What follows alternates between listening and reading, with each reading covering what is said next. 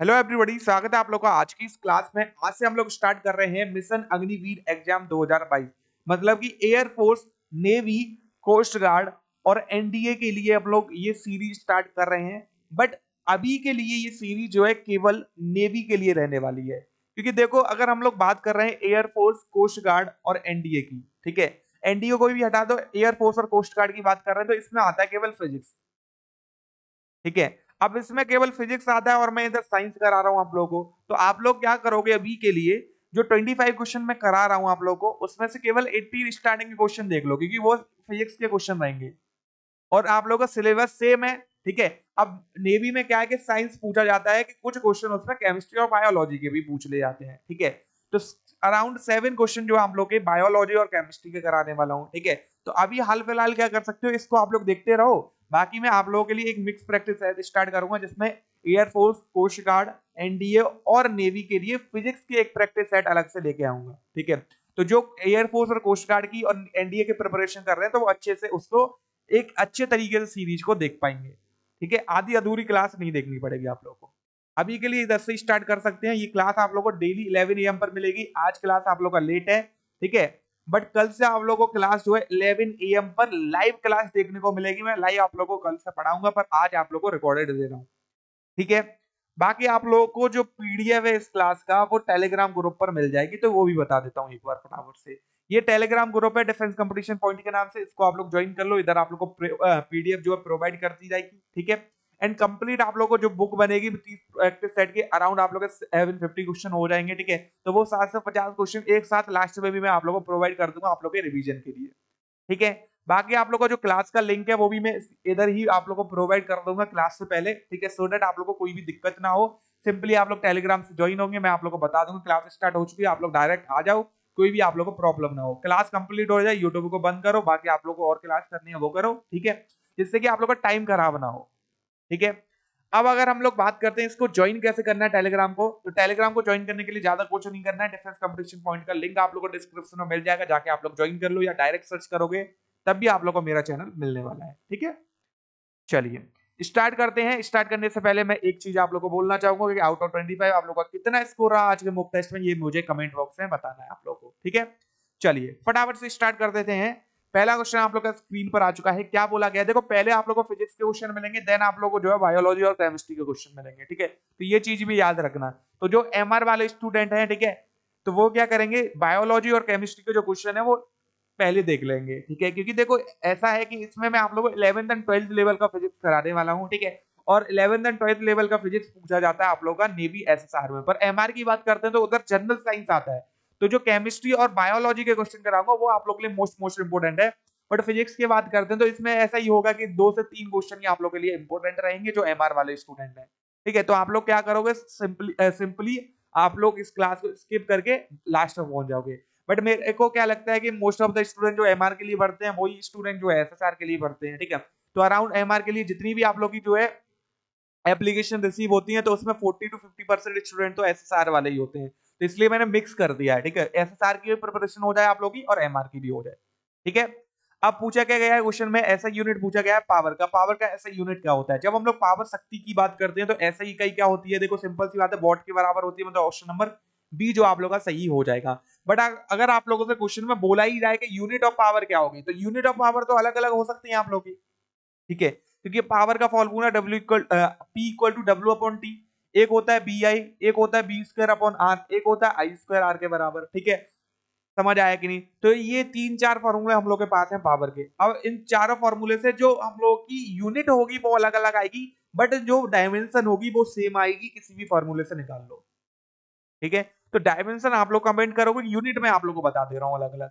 अब अगर इधर से वॉट पर टाइम से निकालते, सॉरी वर्क अपॉन टाइम से निकालते हैं हम लोग, ठीक है, कार्य बट्टे समय से निकालते हैं तो क्या आएगी, जूल बट्टे सेकंड के बराबर। और बीआई से निकालते हैं तो इधर क्या आ गई आप लोगों की, वोल्ट इंटू एम्पियर के बराबर। ठीक है, और वहीं अगर हम लोग बी स्क्वायर अपॉन आर से निकालते हैं तो इधर क्या आ जाएगा आप लोग का, वोल्ट स्क्वायर पर ओम के बराबर। ठीक है, और आई स्क्वायर आर से निकालते हैं तो एम्पियर स्क्वायर इनटू ओम के बराबर। तो ये आप लोग की यूनिट हो जाएंगी पावर की अलग अलग। आई होप आप लोग को ये चीज क्लियर है। हर चीज को अच्छे से क्लियर करते चलो। मतलब 750 क्वेश्चन अगर मैं आप लोगों को करा रहा हूं तो इसका मतलब ये नहीं है कि 750 क्वेश्चन ही आप लोगों को देखने को मिलने वाले हैं। आप लोगों को उसके 3 या 4 गुना क्वेश्चन आप लोगों को ऑलरेडी बता दिए जाएंगे क्वेश्चन के साथ। ठीक है, बाकी कमेंट बॉक्स में आप लोगों को बताना है कि डायमेंशन क्या होता है पावर का। ठीक है, मतलब विभा क्या होगी पावर की। देखो हिंदी और इंग्लिश दोनों में ही आप लोगों को समझाऊंगा, उसका टेंशन मत लो। ठीक है, चलिए अब बात कर लेते हैं हम लोग क्वेश्चन नंबर सेकंड की। क्वेश्चन नंबर सेकंड आप लोग का स्क्रीन पर आ चुका है। क्या बोला गया है, हम लोग हिंदी में क्वेश्चन को पढ़ लेते हैं, इंग्लिश में भी समझा दूंगा। एक लड़का 2.5 किलोमीटर प्रति घंटे की नियत चाल के साथ 6 किलोमीटर की दूरी पर अपने स्कूल के लिए चलता है। ठीक है, और 4 किलोमीटर प्रति घंटे की नियत चाल के साथ वापस चलता है। इस यात्रा के लिए उसकी औसत चाल बतानी है, कितनी होगी, वो औसत चाल कितनी चला है, ये आप लोगों से पूछा गया है। दिक्कत है इधर तक, आई होप आप लोगों को कोई भी दिक्कत नहीं हुई होगी इधर तक। अब देखो अगर हम लोग बात कर रहे हैं इधर, एक लड़का था, घर से कहा गया भैया, स्कूल गया, तो ये होम था, ये स्कूल था इसका। कोई दिक्कत है इधर तक, तो कितना डिस्टेंस चला 6 किलोमीटर। तो भैया जब लौट के आया होगा वो भी 6 किलोमीटर रहा होगा। तो पहले की अगर हम लोग बात करते हैं, टाइम t1 कितना निकलेगा आप लोगों को, डिस्टेंस अपॉन स्पीड के बराबर। डिस्टेंस कितना 6, स्पीड कितनी 2.5। टाइम t2 की बात करते हैं हम लोग, तो क्या आएगा, डिस्टेंस अपॉन स्पीड। डिस्टेंस कितना 6 और स्पीड कितनी इधर आप लोग की 4 किलोमीटर। आई होप आप लोग को इधर तक कोई भी दिक्कत नहीं हुई है। अब अगर हम लोग निकालते हैं एवरेज स्पीड को, ठीक है, उसकी औसत चाल को निकालते हैं, तो बी एवरेज बराबर क्या होता है आप लोग का, टोटल डिस्टेंस, ठीक है, कुल दूरी बट्टे टोटल टाइम, मतलब कुल समय। समझ आया कि नहीं। तो टोटल डिस्टेंस कितना हो जाएगा आप लोग का 12, और टोटल टाइम की बात करते हैं 6/2.5 प्लस 6/4। ठीक है, अब इसको सॉल्व कंप्लीट करोगे तो आप लोग का आंसर निकल आएगा। ठीक है, तो आंसर क्या आने वाला आप लोग का 40/13 के इक्वल। ठीक है, अब ये तो रहा आप लोग का जो ट्रेडिशनल मेथड हम लोग प्रयोग करते हैं किसी भी क्वेश्चन का आंसर निकालने के लिए। बट एक चीज आप लोग को याद रखनी है, व्हेन डिस्टेंस बराबर दे रखा हो आप लोग को, ठीक है, मतलब डिस्टेंस इधर अगर देखोगे 6 किलोमीटर गया, 6 किलोमीटर लौट गया, मतलब d1 इक्वल टू क्या है, d2 के बराबर है। तो अब अगर मुझे औसत चाल निकालनी है, एवरेज स्पीड निकालनी है, तो क्या करूंगा, मैं डायरेक्ट फॉर्मूला यूज करूंगा, B average equal to 2b1 b2 by b1 plus b2 के बराबर। ठीक है, तो 2 इंटू b1 कितना दे रखा, 2.5, b2 कितना दे रखा 4, डिवाइड में क्या आ जाएगा 2.5 प्लस 4 के बराबर। कोई दिक्कत, 2 इंटू 2.5 का मल्टीप्लाई करोगे 4 में कितना आ गया आप लोग का 10, और नीचे क्या आ जाएगा 6.5 के बराबर। पॉइंट हटाओ तो इधर आ गया आप लोग का 100। 5 से डिवाइड करो ये 13 बार जाएगा, और इसको 5 से करोगे तो कितने बार जाएगा आप लोग का 20 बार जाएगा। कोई दिक्कत, तो 20 मल्टीप्लाई बाय 2 करोगे तो 40, और डिवाइड में कितना आ गया आप लोग का 13। तो ये इसकी क्या हो जाएगी भैया, औसत चाल हो जाएगी। तो आंसर क्या हो गया आप लोग का, ऑप्शन नंबर सी जो है सही उत्तर हो जाएगा। तो चाहो तो इससे निकाल लो, इससे बहुत इजी है, केवल आप लोगों को क्या देखना है कि उसकी स्पीड देखनी है, खत्म कहानी। इधर क्या करना है आप लोगों को, डिस्टेंस वगैरह सब कुछ आप लोगों को पुट करना पड़ेगा, t1 t2 निकालना पड़ेगा आप लोगों को। समझ आएगी नहीं। एंड इधर ही मैं एक और क्वेश्चन आप लोगों को बताता हूं। जब आप लोगों को टाइम t1 बराबर t2 दे रखा हो, समय समान दे रखा हो आप लोगों को, तो समय जब समान दे रखा होगा तो फिर से इसी में निकालोगे। तो इधर क्या है कि डिस्टेंस आप लोगों को पहले निकालना पड़ेगा, तो ऊपर टोटल डिस्टेंस नीचे समय, और समय क्या हो जाएगा आप लोगों का 2t के बराबर, क्योंकि समान दे रखा है आप लोगों को। ठीक है, तो t इधर नीचे और t ऊपर, वो कट जाएगा, तो बचेगा ही क्या हम लोग के पास, सिंपली एक्चुअली हम लोग के पास जो आंसर आएगा वो क्या आने वाला है, B average equal to b1 plus b2 by 2 के बराबर। तो सेम क्वेश्चन के लिए अगर मैं बोलता कि आप लोगों को इधर जो 6 किलोमीटर है ये ना दे रखा होता, सेम बोला जाता कि टाइम उसको सेम लगता है जब वो स्कूल, घर से स्कूल जाता है, स्कूल से जो है कोचिंग जाता है उसमें।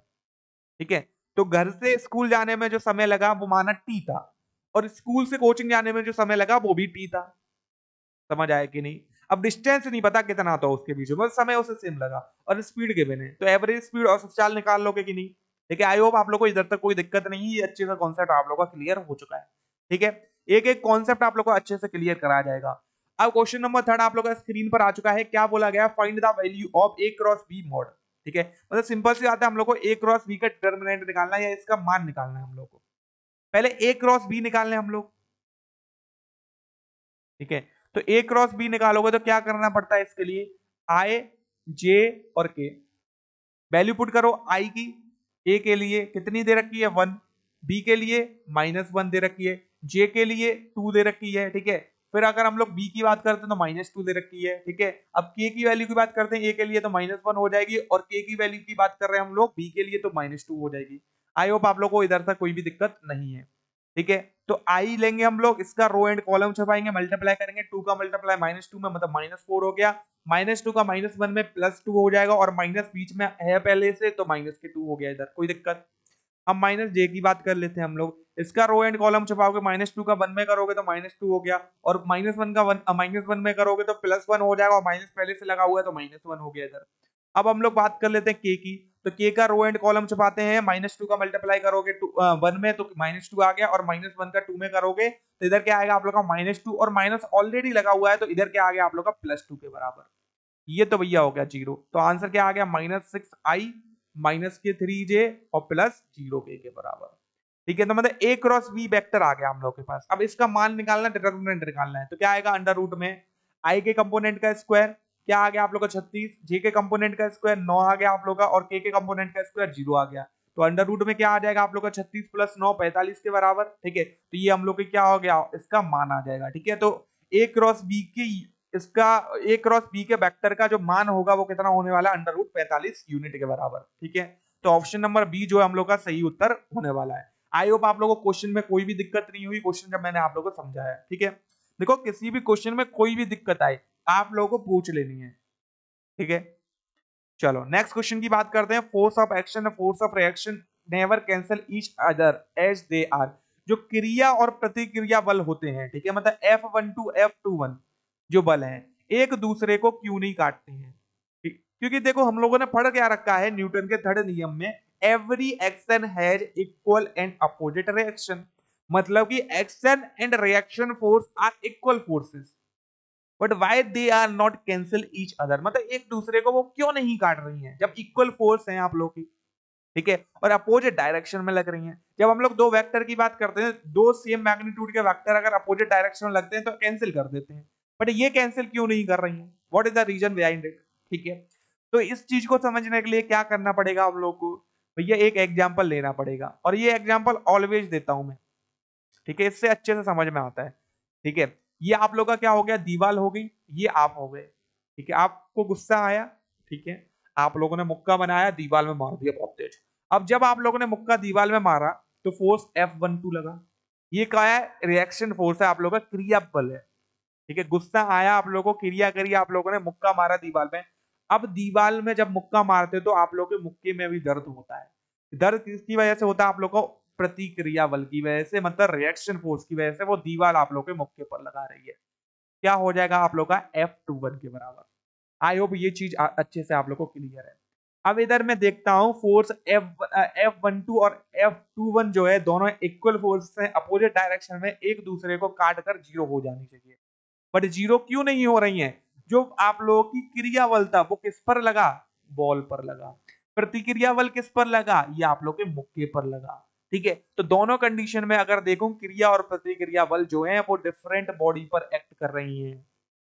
ठीक है, मतलब कहां लग रही है आप लोग की, विभिन्न बॉडियों पर लग रही है। ठीक है, तो ऑप्शन नंबर डी जो आप लोग का क्या हो जाएगा, सही हो जाएगा। समझ आया कि नहीं, मतलब डिफरेंट बॉडी पर एक्ट करती है इसलिए एक दूसरे को नहीं काटती है। तो इधर से हम लोगों ने क्या क्या सीखा, एक तो आप लोग का जो क्रिया प्रतिक्रिया वाले हैं इक्वल होते हैं डायरेक्शन में, सॉरी आप लोग इक्वल होते हैं किसमें, मैग्नीट्यूड में। डायरेक्शन क्या होता है, दोनों का अपोजिट होता है। ठीक है, पर अपोजिट होने के बावजूद भी एक दूसरे को क्यों नहीं काट रहे हैं, क्योंकि डिफरेंट ऑब्जेक्ट पर वर्क कर रहे हैं। एंड थर्ड हम लोग फोर्थ जो पॉइंट की बात कर रहे हैं वो क्या हो जाएगा, इधर इन दोनों के बीच का कोण कितना है, 180 डिग्री। इधर आप लोग इजीली देख सकते हो, ये आप लोग का क्रिया बल, ये आप लोग का प्रतिक्रिया बल, दोनों के बीच का कोण 180 डिग्री, मतलब क्रिया इधर लग रहा है, प्रतिक्रिया इधर लग रहा है। देखो भैया कितना हो गया आप लोग का 180 डिग्री। तो ये भी आप लोगों से क्वेश्चन पूछा जाता है, angle between action and reaction force. ठीक है, क्रिया प्रतिक्रिया बल के बीच का जो कोण होता है वो कितना होता है। ठीक है, तो एक क्वेश्चन मैंने कराया है, चार चार कंसेप्ट आप लोगों को अच्छे से क्लियर करें। ठीक है, मतलब एक ही कंसेप्ट के 4 पॉइंट क्लियर करें। चलो अब बात करते हैं क्वेश्चन नंबर 5 की। क्वेश्चन नंबर 5 आप लोग का स्क्रीन पर आ चुका है। When a kinetic energy of body is increased by 3%, kinetic energy को 300% से बढ़ा देते हैं। तो अगर मैं बात कर रहा हूं 300% से बढ़ाया गया है, ठीक है, तो K1 पहले क्या रहा होगा, 100% रही होगी। अब K2 हो कितनी गई आप लोग, 300 बढ़ा दोगे तो 400% हो जाएगी। अब पूछा गया है momentum of body is increase by, तो जो मोमेंटम है वो कितना इंक्रीज हो जाएगा, ये आप लोगों से पूछा गया है। कोई दिक्कत इधर तक? आई होप आप लोगों को इधर तक कोई भी दिक्कत नहीं हुई है। ठीक है, तो इधर आप लोगों को क्या चीज सीखनी है? ठीक है, अब पहले हिंदी में एक बार पढ़ लेते हैं हम लोग। जब किसी पिंड की गति ऊर्जा 300% बढ़ाया जाता है तो पिंड के संवेग में वृद्धि होती है। मतलब कितनी वृद्धि होती है आप लोग की। ठीक है, तो इधर जो चीज सीखनी है वो बाय सीखनी है आप लोग की। बाय और टू में अंतर। बाय का मतलब है कि इतनी और बढ़ा दी गई है आप लोग की, और टू का मतलब है इतनी कर दी गई है आप लोगों की। मतलब अगर बोला जाता है when the kinetic energy of a body is increase to 3%, तो मतलब कि कितनी बढ़ाई गई है आप लोगों की काइनेटिक एनर्जी? 200% बढ़ाई गई है। अब हो कितनी गई है? वो 300% हो गई है। समझ आया कि नहीं? तो एग्जामिनर ऐसे खेलेगा आप लोगों के साथ। ठीक है, जो हिंदी वाले बच्चे हैं वो तो समझ जाएंगे, उधर तो डायरेक्ट लिखा है कि इतनी कर दी गई है काइनेटिक एनर्जी, तो बताओ संवेग में वृद्धि कितनी होगी या फिर संवेग कितना हो जाएगा। तो वो तो समझ लेंगे हिंदी वाले। प्रॉब्लम किन्हें आएगी? तुम्हें आने वाली है जो इंग्लिश वाले। क्योंकि भैया सिंपल सी बात है, बाय और टू में अगर अंतर नहीं देखोगे तो दिक्कत होने वाली है, मैंने अच्छे से आप लोगों को बता दिया।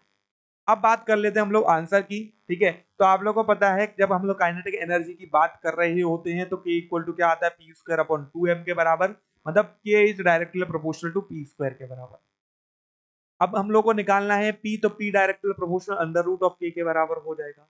तो जब हम लोग बात कर रहे हैं कि आप लोग का संवेग में कितनी वृद्धि होगी, तो वृद्धि के लिए डायरेक्ट फॉर्मूला बता है k2/k1। ये तो आ जाएगा आप लोग का संवेग कितना हो गया, और -1 कर दोगे, ऐसे ही पता चल गया कि संवेग में कितनी वृद्धि हो गई। अब जो वृद्धि आएगी वो किस में आएगी? आप लोगों की फ्रैक्शन में आएगी। तो इसको अगर हम लोग चेंज करना चाहते हैं परसेंटेज में, तो मल्टीप्लाई बाय 100 कर देंगे। ठीक है, तो निकालो भैया अंडर रूट में k2 400 बट्टे में 100, माइनस क्या आ जाएगा आप लोग का 1 के बराबर, इधर क्या आ गया आप लोग का 100 के बराबर।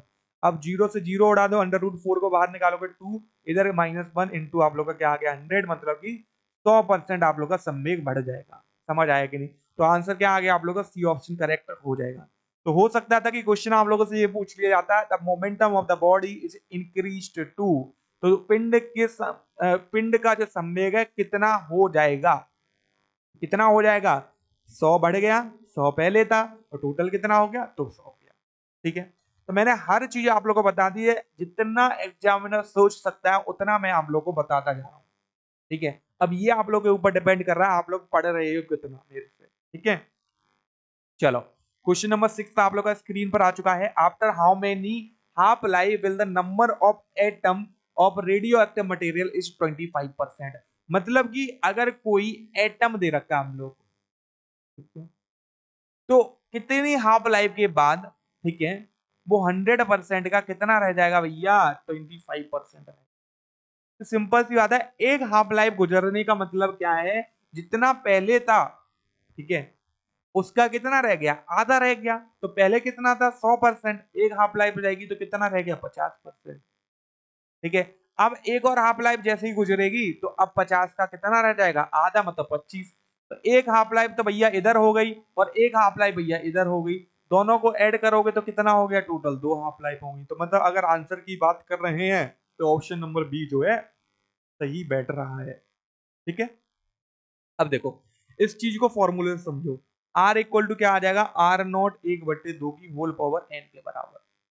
ठीक है, तो आर क्या है आप लोगों का? कितना रह गया? 25%। ठीक है, कितना था आर नॉट? मतलब 100 था भैया। इधर 1/2 की होल पावर एन के बराबर। इसको डिवाइड में लाओगे तो 1/4 इक्वल टू 1/2 की होल पावर, 1/2 की पावर में इसको भी बनाओगे तो 1/2 का होल स्क्वायर इक्वल टू 1/2 की होल पावर एन।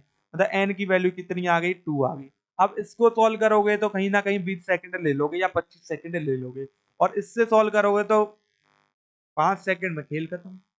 ठीक है, तो अब आप लोगों के ऊपर डिपेंड करता है कि आप लोग इससे करना चाहते हो या इससे करना चाहते हो। इसमें ज्यादा कुछ नहीं है आप लोगों का। ठीक है, कोई ऐसी शॉर्ट ट्रिक नहीं है। 100% था, एक हाफ लाइफ जाएगी, कितना रह जाएगा? 50% रह जाएगा। एक और जाएगी 25 रह जाएगा, एक और जाएगी 12.5 रह जाएगा। ठीक है, फिर एक और जाएगी आप लोगों की तो कितना रह जाएगा? 6.25 रह जाएगा। ठीक है, तो मैक्स टू मैक्स 6.25 तक आप लोगों को पूछा जाता है। ठीक है, चलो अब बात करते हैं क्वेश्चन नंबर 7 की। Value of G on poles. Poles पर जो जी का मान होता है उसको बताना है। अधिकतम होता है, न्यूनतम होता है, शून्य होता है, या इनमें से कोई नहीं होगा आप लोग का। ठीक है, तो सिंपल सी बात है, जब हम लोग बात कर रहे हैं जीपी की, जी पोल की, तो जी पोल इज ग्रेटर देन जी क्या इक्विटोरियल, ठीक है, सॉरी इक्वेटर, ओके। तो मतलब पोल पर, ध्रुव पर इक्वेटर से आप लोग का जी का मान ज्यादा होता है, ये आप लोग को पता होना चाहिए। तो सिंपल सी बात है, आप लोग का पोल पर जी का मान क्या होता है, मैक्सिमम होता है, अधिकतम होता है। समझ आया कि नहीं? ओके, तो आंसर क्या हो जाएगा हम लोग का, ऑप्शन नंबर ए जो है सही हो जाएगा। कोई दिक्कत? देखो अब हम लोग ये भी बात कर लेते हैं, जी का मान जो पोल पर होता है वो 9.81 होता है, और जी का मान जो इक्वेटर पर होता है वो 9.80 होता है। और जी का मान सेंटर की जब हम लोग बात करते हैं, जी सेंटर इक्वल टू वो कितना हो जाएगा भैया, 0 के बराबर हो जाएगा। समझ आया कि नहीं? तो मतलब हम लोगों को ये पता चल गया, अगर मिनिमम की बात कर लें, ठीक है, या फिर हम लोगों से पूछ लिया जाए the value of G on centre of earth, तो क्या आएगा, 0 के बराबर, या फिर हम लोग मिनिमम बोल सकते हैं। ठीक है, अगर अर्थ की बात कर रहे हैं, क्योंकि अर्थ, अर्थ का इक्वेटर, अर्थ का पोल। समझ आया कि नहीं? आई होप आप लोगों को ये चीज अच्छे से क्लियर है। अब देखो इधर एक और चीज आप लोगों को समझनी पड़ेगी, अगर मैंने ये चीज आप लोगों को बताई है तो। इस सरफेस पे कोई ऑब्जेक्ट है, अब सरफेस से ऊपर कोई ऑब्जेक्ट जाएगा तो जी का मान क्या करेगा, कम होता है, घटता है। और सरफेस के नीचे डेप्थ में कोई जाएगा तो जी का मान तब भी क्या करता है भैया, घटता है। तो ये चीज याद रखना, ठीक है। मतलब कि अर्थ के सरफेस से ऊपर जाऊं तो भी जी घटेगा, और नीचे आऊं तो भी जी घटेगा। ठीक है, तो ये दिमाग में डाल लेना आप लोग। ठीक है, बाकी सॉल्व करना मैं आप लोगों को आगे बताऊंगा जब क्वेश्चन पूछे जाएंगे जी के। ठीक है, कि डेप्थ में जा रहे हैं हम लोग, d/2 डेप्थ में पहुंच गए तो बताओ कितना हो गया, या फिर d इक्वल टू आप लोग को गिवन है कि r/2 गिवन है, तो बताओ भैया जी का मान कितना हो जाएगा उधर। ठीक है, तो अभी के लिए क्या याद रखना है, जी का मान ऊपर जाने पे या सरफेस के नीचे जाने पर दोनों जगह घटता ही है, बढ़ेगा नहीं। ठीक है, और मैक्सिमम पोल पर होता है, 0 आप लोगों का सेंटर पर होता है, और बीच वाला इक्वेटर हो जाएगा, तो वो कभी पूछा नहीं जाएगा आप लोगों से। ठीक है, ये बोल सकते हैं क्वेश्चन में कि the value of G pole and equator. ठीक है, इस टाइप से क्वेश्चन पूछा जाएगा, बोला जाएगा। अब ऑप्शन कैसे दिए जाएंगे कि GP is greater than GE, second option GE is greater than GP, GP equal to GE, और लास्ट ऑप्शन दे दिया जाएगा बोथ ए एंड बी, या फिर नन ऑफ दिस। तो ऐसे क्वेश्चन पूछा जा सकता है, इक्वेटर का काम नहीं है आप लोगों का ज्यादा कुछ। ठीक है, चलिए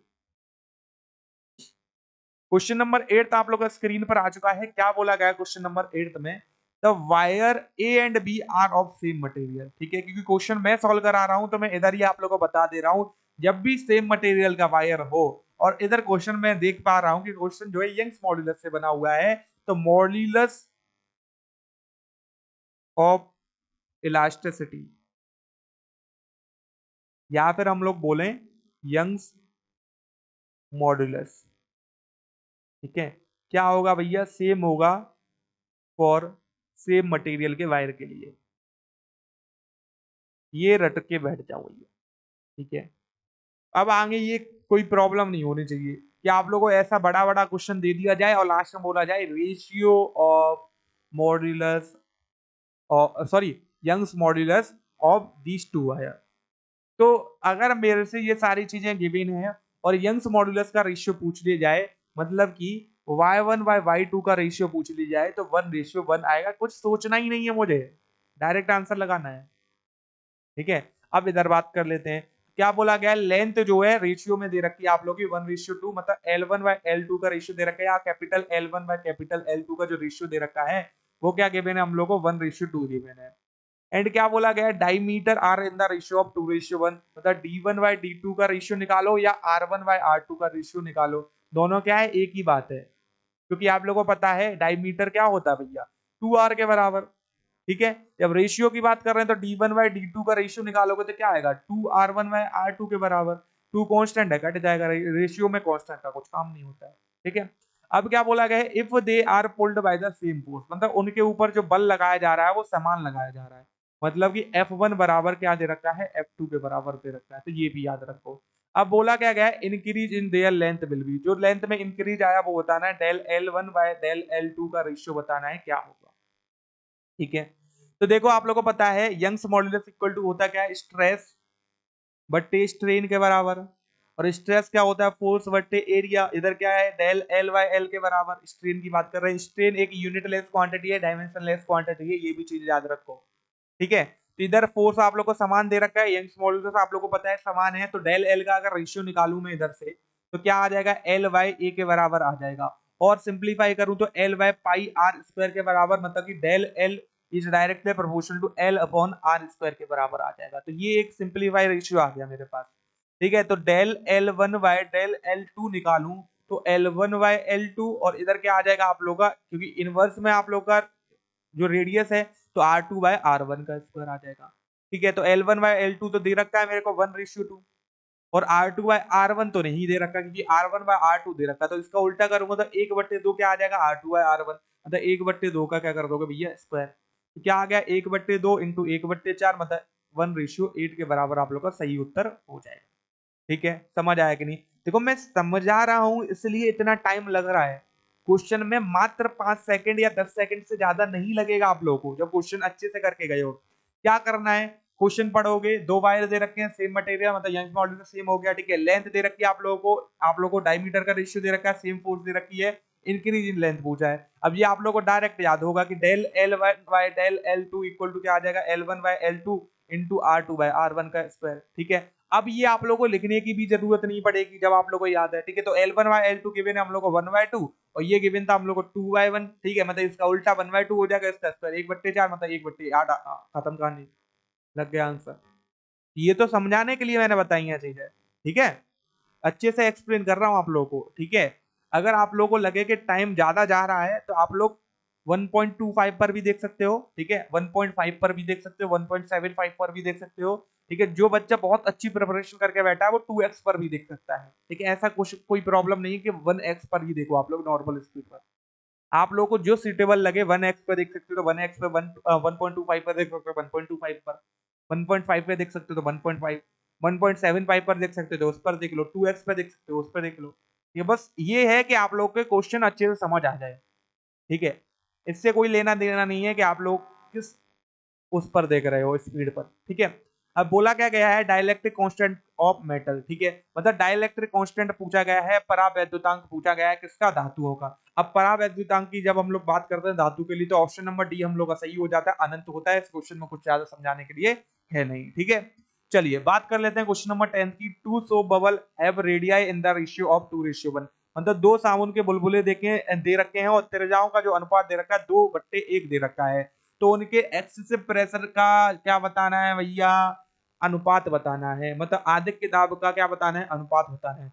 जब साबुन के बुलबुले की बात कर रहे हैं तो डेल पी क्या होता है आप लोग का, 40/r के बराबर, मतलब कि डेल पी इनवर्सली प्रोपोर्शनल हो जाएगा रेडियस के। ठीक है, तो del P one by del P two अगर निकालोगे तो क्या आ जाएगा, R2/R1 के बराबर, मतलब क्या आ गया आप लोग का 1/2 के बराबर। खत्म कहानी, आंसर आप लोग का 1/2। अब मैंने समझाया इसलिए लिखा है इतना, आप लोगों को तो पता है del P inversely proportional R, answer आ गया 1:2। कदम कहानी, आप लोगों को पेन तक नहीं उठाना था इस क्वेश्चन में। ठीक है, तो क्वेश्चन ऐसे भी आप लोगों को मिलेंगे देखने को। देखो डिफेंस का ये सिद्ध है भैया, सिद्धि ले लो डिफेंस की कि 12 क्वेश्चन तो ऐसे मिलेंगे जिसमें तुम्हें पेन नहीं उठाना है। अब आप लोगों के ऊपर डिपेंड है प्रैक्टिस कितनी है। ठीक है, प्रैक्टिस अच्छी है तो पेन नहीं उठाओगे, प्रैक्टिस बेकार है तो पेन उठाओगे, और हो सकता है गलत भी करोगे। ठीक है, चलो 11th क्वेश्चन आप लोग का स्क्रीन पर आ चुका है। क्या बोला गया है, टेम्परेचर एक आयरन ब्लॉक का 140 डिग्री फ़ारेनहाइट दे रखा है, तो टेम्परेचर सेल्सियस स्केल में कितना होगा, ये आप लोगों से पूछा गया है। ठीक है, तो सिंपल सी बात है, आप लोगों को पता है F-32 बराबर 9/5 C के बराबर होता है। तो C बराबर क्या आ जाएगा, 5/9 F-32 के बराबर। ये फॉर्मूला आप लोगों को अच्छे से याद होगा आयोग। ठीक है, तो 5/9 और F का वैल्यू दे रखा है 140, 32 माइनस करोगे तो कितना आ जाएगा आप लोग का 108 के बराबर। 9 से डिवाइड करोगे कितनी बार जाएगा आप लोग का 12 के बराबर। 12 इंटू 5 कितना होता है 60 के बराबर। तो जब हम लोग सेल्सियस स्केल की बात कर रहे हैं तो कितना आ जाएगा आप लोग का आंसर 60 डिग्री के बराबर। समझ आया कि नहीं? ठीक है, चलो तो ये बता दो, नॉर्मल ह्यूमन बॉडी जो होती है, ठीक है, उसका टेम्परेचर कितना होता है। ठीक है, ये टेम्परेचर आप लोग को सेल्सियस में भी बताना है और फ़ारेनहाइट में भी बताना है, दोनों में बताऊं। अब देखेंगे आप लोग कितना पढ़ रखे हो। ठीक है, चलिए बाकी टेंशन मत लो, जितने क्वेश्चन मैं आप लोगों से पूछ रहा हूँ उन सारे क्वेश्चन का जो आंसर है वो आप लोगों को कमेंट बॉक्स में पिंड करके मिल जाएगा। ठीक है, अगर नहीं भी आ रहा है तब भी कमेंट बॉक्स में जाके आप लोग एक बार देख लेना, सारे क्वेश्चन का आप लोग को आंसर उधर मिल जाएगा। ठीक है, चलो अब बात कर रहे हैं 12th वाले क्वेश्चन की। 12th वाला क्वेश्चन आप लोग का स्क्रीन पर आ चुका है। क्या बोला गया? When the temperature of source is increasing, my favourite question, then efficiency of Carnot engine, Carnot engine की एफिशिएंसी क्या होगी? देखो इधर बच्चा जो है कंफ्यूज होता है, ठीक है। जब मैं स्टार्टिंग में कराता था ये क्वेश्चन तब भी बच्चे कंफ्यूज होते थे, और अब कराता हूं तो अभी जो नए बच्चे आ रहे हैं वो कंफ्यूज होते हैं, जो ऑलरेडी पढ़ रहे हैं वो नहीं होते अब, ठीक है। तो ये एक्चुअली है क्या है कि आप लोगों को इधर पता क्या चल रहा है, पहले ये चीज देख लो कि फॉर्मूला क्या होता है। N equal to 1 minus T2/T1 into 100 के बराबर। T2 इधर आप लोग का सिंक का टेम्परेचर, ठीक है, और जो T1 टेम्परेचर है वो आप लोग का स्रोत का टेम्परेचर, जिसको हम लोग सोर्स भी बोल देते हैं। और क्या ही बोला गया है कि भैया सोर्स के टेम्परेचर को बढ़ा रहे हैं, मतलब स्रोत के ताप को क्या कर रहे हैं भैया, बढ़ा रहे हैं, ठीक है। और बच्चा इधर से क्या देखता है कि eta is inversely proportional T1, मतलब इसको बढ़ाएंगे तो ईटा क्या करेगा, डिक्रीज करेगा। तो गलतियां इधर ही होती हैं आप लोग की, ठीक है। गलतियां कहाँ होती हैं भैया, इधर ही होती हैं, ओके। अब देखो मैं बताता हूँ आप लोग को, ईटा इक्वल टू क्या होता है 1 माइनस T2/T1 इंटू में क्या आ गया आप लोग का 100 के बराबर। अब मुझे 100 से कोई लेना देना नहीं है, ईटा इक्वल टू 1 माइनस T2/T1 के बराबर दे रखा है। अब सोर्स का टेम्परेचर बढ़ा रहा हूँ, सोर्स का टेम्परेचर बढ़ाने पर जो T2/T1 का जो रेशियो है वो क्या करेगा, वो कम होगा, ना कि ईटा कम होगा आप लोग का, ठीक है। तो किसी दो चीज का, दो वैल्यू का रेशियो निकालोगे आप लोग, ठीक है। तो जब आप लोग को वन में से माइनस कर रहे हैं तो कहीं ना कहीं एक से तो वो कम होगा रेशियो। मतलब T2 आप लोगों को ये भी पता होता है कि जो सिंक का टेम्परेचर होता है, तो एक चीज और पता चल गई आप लोग की, सिंक का जो टेम्परेचर है वो क्या होता है, कम होता है हमेशा। सिंक क्या है आप लोग का, जो वेस्टेज है टेम्परेचर का, ठीक है। और T1 क्या है आप लोग का, सिंक से ज्यादा होगा, मतलब T1 ग्रेटर देन T2 होगा आप लोग का, ये चीज याद रखो, ठीक है। तो ये क्या है आप लोग का, एक से कम है। तो अब पहले क्या कर रहे थे हम लोग कि पहले अगर आप लोग का T2 ज्यादा था, सॉरी, आप लोग का अगर पहले क्या था, T1 कम था, तो T2 अपन T1 का रेशियो कहीं ना कहीं कुछ ज्यादा आ रहा था आप लोग को। तो पहले हम लोग क्या कर रहे हैं भैया कि T2/T1 का फर्स्ट केस में जो रेशियो था 0.98 ले रहे हैं। तो ईटा जो एफिशिएंसी निकलेगी इस हीट इंजन की वो कितनी निकलने वाली है आप लोग की, 1 माइनस 0.98 मतलब 0.02 निकलेगी। एग्जाम्पल लिया है। अब T2/T1 का जो रेशियो है, क्योंकि इसको बढ़ाएंगे तो इसका रेशियो कम होगा, तो कितना कम हो गया, माना कि 0.90 रह गया केवल। अब इसकी एफिशिएंसी निकालू तो क्या आएगा, 1 में से माइनस 0.90, मतलब बचेगा क्या आप लोग का 0.10 के बराबर। मतलब एफिशिएंसी भी कितनी आ जाएगी भैया, 10% के बराबर। और पहले केस में एफिशिएंसी कितनी आ रही थी, 2% के बराबर मात्र, ठीक है। तो इससे क्या पता चल गया कि T1 को बढ़ाने पर आप लोग की जो एफिशिएंसी है वो भी क्या कर जाती है, बढ़ जाती है। तो आंसर क्या हो जाएगा आप लोग का, अगर सोर्स का ताप बढ़ाओगे तो आप लोगों की जो दक्षता है, या फिर हम लोग बोलते हैं एफिशिएंसी है कार्नोट इंजन की, वो क्या कर जाएगी, बढ़ जाएगी। ये अच्छे से क्वेश्चन आप लोगों को अब समझ में आ चुका है, ठीक है। चलो बढ़ते हैं क्वेश्चन नंबर 13 पर। क्वेश्चन नंबर 13 आप लोग का स्क्रीन पर आ चुका है। क्या बोला गया है, are subjected to 2 SHM given y1 equal to 6 cos omega t, y2 equal to 8 cos omega t। तो रिजल्टेंट एम्पलीट्यूड बताना है इस HSM का, ठीक है। एच जो भी हो, ठीक है, SHM। अब देखो क्या बोला गया है, रिजल्टेंट एम्पलीट्यूड आप लोगों को पूछा गया है, ओके। अब जब हम लोग रिजल्टेंट एम्पलीट्यूड की बात कर रहे हैं तो इधर बच्चा क्या करेगा कि अंडर रूट में 6 का स्क्वायर 36, 8 का स्क्वायर 64, खत्म कहानी। अंडर रूट में 100 मतलब 10 आंसर हो जाएगा। और जो 10 लगाएंगे वो पस जाएंगे, ठीक है। जो 10 लगाएंगे वो क्या कर जाएंगे, पस जाएंगे। कि भैया इधर पहले ये तो देख लो फेज डिफरेंस कितने का है, cos omega T phase difference 0 का। जब फेज डिफरेंस 0 का है तो एम्पलीट्यूड का फॉर्मूला ए इक्वल टू क्या आता है, अंडर रूट में a1 square plus a2 square plus 2 a1 a2 cos phi के बराबर। और फाइ का वैल्यू है 0, cos फाइ का वैल्यू क्या होता है आप लोगों का, cos 0 का वैल्यू 1। तो आंसर क्या आ जाएगा इधर हम लोग का, a equal to a1 square plus a2 square plus 2 a1 a2 मतलब a plus b a square plus b square plus 2 ab। तो ये किसका स्क्वायर होता है, a प्लस बी का, मतलब a1 प्लस a2 का क्या आ जाएगा, होल स्क्वायर। मतलब a कितना आ गया आप लोग का, a1 प्लस a2 के बराबर। आई होप ये चीज अच्छे से क्लियर हो गई है। अब अगर आंसर निकालोगे तो 8 प्लस 6 14 के बराबर आएगा, ना कि 10 के बराबर, ठीक है। तो आंसर क्या हो गया आप लोग का, जो ऑप्शन नंबर बी है वो सही उत्तर होने वाला है। आई होप आप लोग को ये अच्छे से क्लियर हो चुका है। जो आयाम होगा इसका, ठीक है, या परिणामी आयाम होगा इसका, वो 14 होगा, ना कि 10, ठीक है। चलो अब बात करते हैं क्वेश्चन नंबर 14 की। क्वेश्चन नंबर 14 आप लोग का स्क्रीन पर आ चुका है और क्या बोला गया है क्वेश्चन में, the velocity of a moving body become double. जो वेलोसिटी है एक मूविंग बॉडी की, उसको क्या कर देते हैं, दो गुना कर देते हैं। काइनेटिक एनर्जी बताओ कितना हो जाएगा। देखो इधर कुछ बच्चे कंफ्यूज होते हैं कि 1/2 mv² दे रखा है आप लोगों को। देखो जब हम लोगों से बोला गया है कि एक गतिमान निकाय है उसका वेग को दो गुना कर रहे हैं, तो मास से हमें कोई लेना देना है ही नहीं उसके, और ये 1/2 तो कांस्टेंट है, इससे भी कुछ लेना देना नहीं है। तो काइनेटिक एनर्जी डायरेक्ट प्रोपोर्शनल क्या आ जाएगी, v² के बराबर। ठीक है, क्योंकि भैया यार अगर कोई मास था 50 kg का था, तो पहले b स्पीड से चल रहा था। अब वही 50 kg का मास कितनी स्पीड से चल रहा है आप लोगों का, 2b स्पीड से चल रहा है, दो गुना स्पीड से चल रहा है। समझ आया कि नहीं। तो m सेम 1/2 सेम, तो इससे कोई लेना देना नहीं है। b में ही तो चेंज आया है, तो b से हम लोग निकालेंगे। तो k is directly proportional to b का स्क्वायर, मतलब k is directly proportional to 4b का स्क्वायर। अब b² तो आप लोग का पहले ही वाला, तो सिंपल सी बात है k2 इक्वल टू क्या आ जाएगा, 4k1 के बराबर। मतलब काइनेटिक एनर्जी कितना होने वाला है आप लोग का, 4 गुना, मतलब ऑप्शन नंबर सी जो है सही उत्तर हो जाएगा। समझ आया कि नहीं।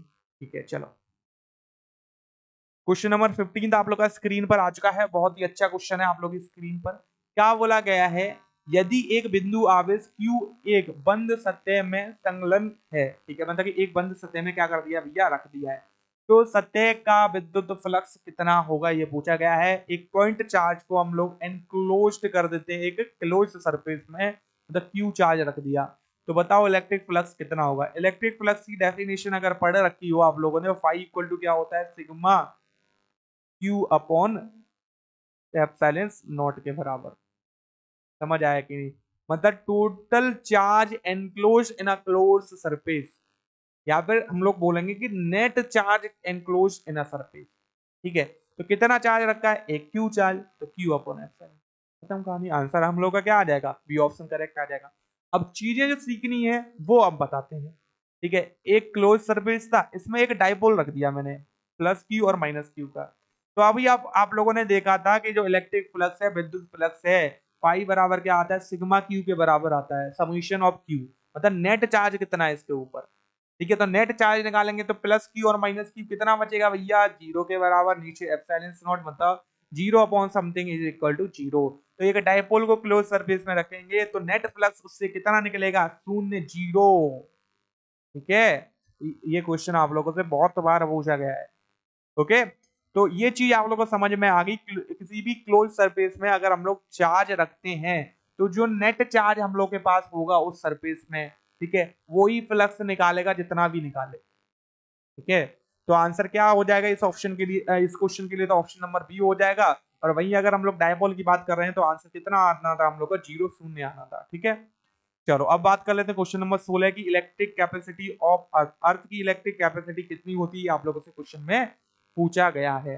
तो जब हम लोग अर्थ की इलेक्ट्रिक कैपेसिटी की बात कर रहे हैं या विद्युत धारिता की बात कर रहे हैं, तो पहले फॉर्मूला देख लो कि अर्थ को हम लोग एक स्फीयर की तरह मानते हैं, और स्फीयर के लिए आप लोग का फॉर्मूला क्या होता है, इलेक्ट्रिक कैपेसिटी का, C equal to 4 pi epsilon naught R के बराबर, और 1/4 पाई एप्सिलॉन नॉट बराबर 9 इंटू 10⁹ तो 4 पाई एप्सिलॉन नॉट किसके बराबर आ जाएगा, 1/9 इंटू 10⁹ के बराबर। आर का वैल्यू क्या होता है आप लोग का, 6400 किलोमीटर, मतलब 6.4 इंटू 10⁶ किलोमीटर के बराबर। अब इसको डिवाइड कर लो, इससे ये कटेगा, 10⁻³ बचा आप लोग का। ओके, अब इधर 64 ले लो और इधर क्या आ जाएगा आप लोग का, 9 आ जाएगा। इसको ऊपर ले जाओ तो 10 कितना आ गया आप लोग का, -3, और एक पॉइंट हटाया था तो -4 हो गया।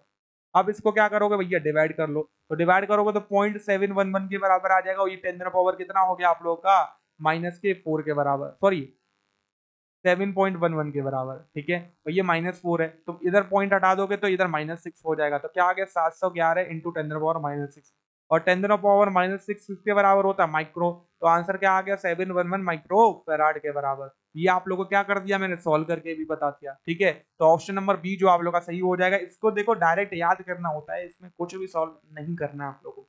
तो भैया यार सिंपल सी बात करें तो एक पृथ्वी है, पृथ्वी की त्रिज्या समान है, चेंज तो होगी नहीं कभी, तो आप लोगों को बार बार कैलकुलेशन करना।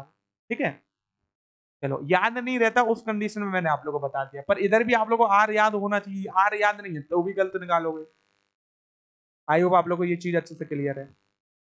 चलो, क्वेश्चन नंबर 17 आप लोग का स्क्रीन पर आ चुका है। स्पेसिफिक रेजिस्टेंस, विशिष्ट प्रतिरोध या प्रतिरोधकता एक तार की पूछी गई है। ठीक है, तो जब हम लोग एक वायर की बात कर रहे हैं, ठीक है, जब आप लोग को ये सेम मटेरियल का दे दिया जाए तो इधर भी ये चीज याद रख लो, लाइक कॉपर का वायर दे रखे हैं तो बताओ भैया रो वन बाय रो टू का रेशियो कितना आएगा, तो वो 1:1 रहेगा। ठीक है, सेम यंग्स मॉडुलस का जो पीछे बताया था सेम कंडीशन आप लोग का स्पेसिफिक रेजिस्टेंस विशिष्ट प्रतिरोध के लिए होती है। मटेरियल अगर सेम दे रखा है तो जो विशिष्ट प्रतिरोध रहेगा उसका या प्रतिरोधकता रहेगी वो समान रहेगी। ठीक है, तो रेशियो आप लोगों को पता चल गया। तो इधर से क्या चीज पता चल गई कि वायर का जो लेंथ है, ठीक है, उस पर भी कोई डिपेंडेंस नहीं है आप लोग की। जो इसका एरिया है वायर का उस पर भी कोई डिपेंडेंस नहीं है स्पेसिफिक रेजिस्टेंस की। ठीक है, और किस पर डिपेंडेंस नहीं है, इसका जो मास है उस पर भी कोई भी डिपेंडेंस नहीं है। तो ना ऑप्शन ए होगा, ना बी होगा, ना सी होगा, तो ऑप्शन नंबर डी जो है सही हो जाएगा। इसकी लंबाई क्षेत्रफल द्रव्यमान पर निर्भर नहीं करता है। किस पर करेगा, उसके मटेरियल पर। ठीक है, किस नेचर का मटेरियल है, कॉपर के हैं या एल्यूमिनियम के आप लोग वायर। ठीक है, चलो क्वेश्चन नंबर 18 था आप लोग का स्क्रीन पर आ चुका है। क्या बोला गया है, Kirchhoff second law represent the law of conservation of.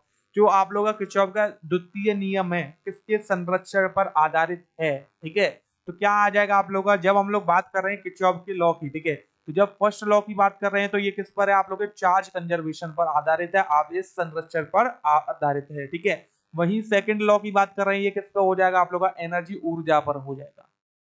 ठीक है, आई होप आप लोग को ये चीज अच्छे से क्लियर हो गई। तो ऑप्शन नंबर बी जो आप लोग का सही हो जाएगा, ज्यादा कुछ इसमें मुझे समझाना नहीं है आप लोग को। ठीक है, तो ये चीज याद रखो कि फर्स्ट किस पर है, चार्ज पर, सेकंड किस पर आप लोग का, एनर्जी पर है। ठीक है, चलो अब आप लोगों के फिजिक्स कंप्लीट हो चुकी है। अब हम लोग इसमें जो है केमिस्ट्री और बायोलॉजी के क्वेश्चन करने वाले हैं।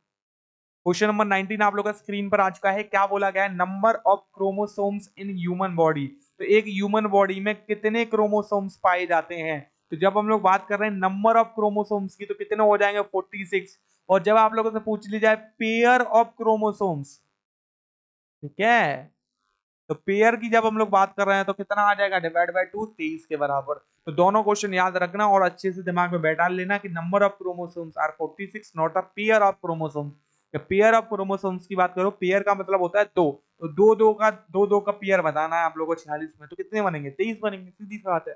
तो आंसर क्या आ गया आप लोग का, ऑप्शन नंबर ए जो है सही उत्तर हो जाएगा। ठीक है, चलिए नेक्स्ट क्वेश्चन आप लोग का स्क्रीन पर आ चुका है। क्वेश्चन नंबर 20 क्या बोला गया, beriberi caused due to the deficiency of. किस विटामिन की डेफिशिएंसी से बेरी बेरी हो जाता है, ये पूछा गया आप लोगों से। ठीक है, तो जब हम लोग बात कर रहे हैं विटामिन ए की, विटामिन ए की कमी से क्या होता है आप लोग का, नाइट ब्लाइंडनेस हो जाती है भैया। ठीक है, रात को नहीं दिखना। जब हम लोग बात कर रहे हैं किसकी, विटामिन सी की, तो इससे क्या होती है, स्कर्वी हो जाती है आप लोगों को, स्कर्वी रोग। और विटामिन के की बात कर रहे हैं, ये आप लोग बताओगे मुझे। ठीक है, कमेंट करोगे कमेंट बॉक्स में। ओके, बाकी कमेंट बॉक्स में मैं पिन कर दूंगा इसका आंसर, टेंशन मत लेना। ठीक है, अगर नहीं आता तो कोई दिक्कत नहीं है, मैं पिन कर दूंगा। अब बात कर रहे हैं हम लोग विटामिन बी की, तो विटामिन बी से कौन सा रोग होता है भैया, एक ही रोग बचा हुआ है, बेरी बेरी।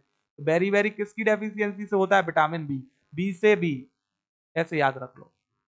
ठीक है, चलो क्वेश्चन नंबर 21 आप लोग का स्क्रीन पर आ चुका है। टोटल नंबर ऑफ बोन्स बतानी ह्यूमन स्केलेटन में। ठीक है, मतलब ह्यूमन का जो ढांचा होता है बॉडी का, ठीक है, उसमें कितनी बोन्स पाई जाती हैं, कितनी हड्डियां पाई जाती हैं।